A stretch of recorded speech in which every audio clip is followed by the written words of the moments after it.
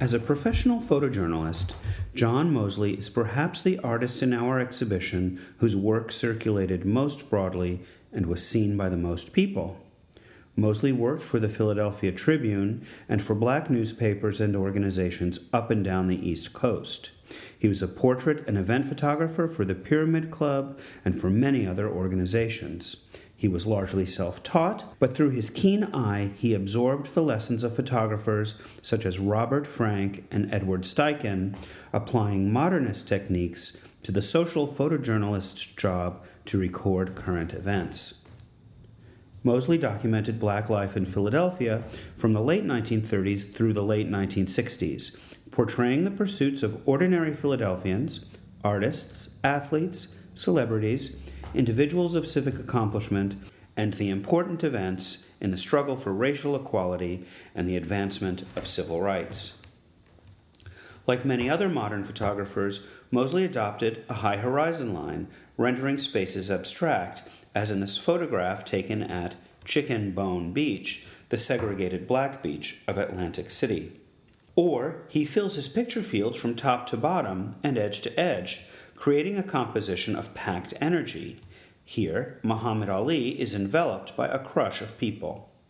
He favored diagonal compositions, emphasizing dynamic gesture and dramatic light and dark tones, as in this photograph of Willie Mays.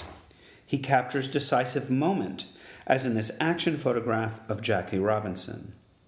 Although he mastered the art of studio portraiture, as in this professional shot of then unknown vaudevillian Pearl Bailey, he soon developed a portrait style that is casual and up close, focusing on the essence of personality, as in this photograph of Eartha Kitt. He uses the plunging perspective of the modern city to animate the picture field, and abrupt juxtapositions of forebound and background, as in this shot of Louis Armstrong. He also creates flat spaces by focusing on strong silhouettes, and he photographed moments of casual, everyday life that are symbolic and resonant, from this strong man on Chicken Bone Beach to this integrated scene of French and American Navy men. In 1943, Mosley photographed the protests against the policies of the Philadelphia Transportation Company, the PTC, which would soon evolve to become the SEPTA we know today.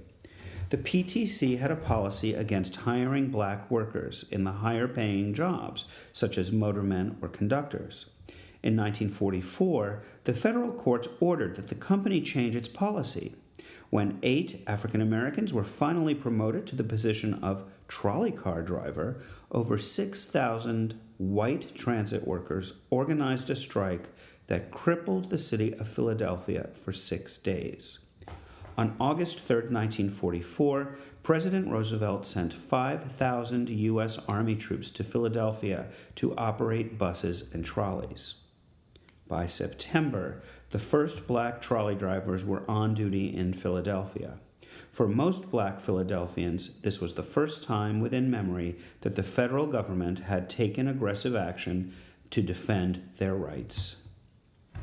Among the figures in the advancement of progressive ideas and civil rights who appear in Mosley's photographs are Thurgood Marshall, the lawyer who argued successfully before the Supreme Court in the 1954 Brown v. Board of Education case that ruled segregation was unconstitutional in public education. Marshall would also be appointed the first black justice of the U.S. Supreme Court. Asa Philip Randolph, the pioneer labor leader, is credited with successfully pressuring Harry S. Truman to ban segregation in the U.S. Armed Forces. He was also one of the main organizers of the 1963 March on Washington. Mosley photographed U.S. Congressman Adam Clayton Powell and the intellectuals and authors W.E.B. Du Bois and Alan Locke, who inspired generations of leaders in the advancement of civil rights. Mosley photographed the Queen of Gospel, Mahalia Jackson, on her visits to Philadelphia. An active participant and donor to the civil rights movement, Jackson performed frequently in advance of the speeches of Dr. Martin Luther King Jr. Mosley photographed Dr. King many times. Here, Dr. King poses for a snapshot while relaxing on Chicken Bone Beach in Atlantic City. Among the many Philadelphians who dedicated themselves to the advancement of civil rights and who figure in Mosley's photographs are Judge Raymond Alexandra, the Harvard-educated attorney and first black graduate of the Wharton Business School, and his wife, Sadie Tanner Mosley Alexander, the first black woman to graduate from the University of Pennsylvania Law School and the first black woman to earn a PhD in the United States. The Alexanders served as attorneys for the Philadelphia NAACP and in 1935 successfully lobbied the Pennsylvania legislature to ban racial discrimination in public facilities and schools. Raymond Alexandra was elected to city council in 1951, and he was the first black judge to be appointed to the city's Court of Common Pleas. Sadie Alexander was an attorney in her husband's firm from the 20s through the 50s, and she was the first black woman to be appointed assistant city solicitor in the city of Philadelphia. She was also the first woman to serve as secretary of the National Bar Association. In 1954, the Supreme Court decision Brown versus the Board of Education ruled that separate but equal facilities are inherently unequal, setting into motion a long battle in Philadelphia to integrate Girard College, the boarding school originally designed for poor white male orphans. Leaders in the black community organized to change the school's segregationist admissions policy, an effort that peaked in 1965 with 7 months of daily picketing at the college's 10-foot-high walls. A protest campaign began by the Philadelphia chapter of the NAACP, led by its president Cecil B. Moore. Picketers walked along the wall separating the all-white school from the surrounding black neighborhood. Many of Mosley's photographs show Moore speaking to protesters and the activities of Big Mom Ella Taggart Jones picketing the college. In August of 1965, Dr. King attended a rally at Girard College and addressed demonstrators at the school, an event that galvanized national attention. Daily picketing continued for 3 more years as the case wound its way through local and federal courts.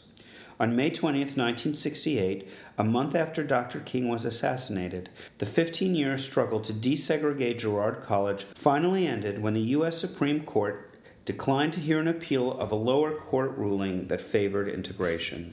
Mosley's photographs tell many important stories about race in Philadelphia, about everyday life, and about those who were determined to protect and demand civil liberties.